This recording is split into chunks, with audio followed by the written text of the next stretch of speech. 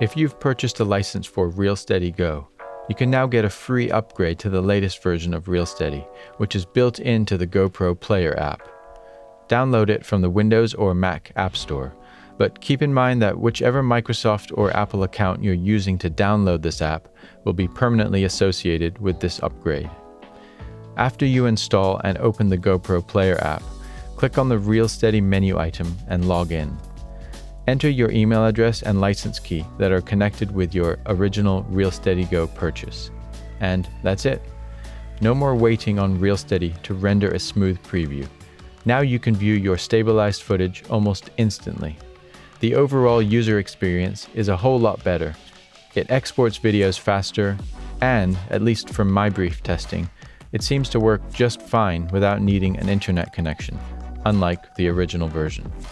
If you already own ReelSteady GO, this free upgrade is definitely worth checking out. Leave us a comment below and tell us what you think. Hit thumbs up if you like ReelSteady, and thanks for watching Ready Set Drone.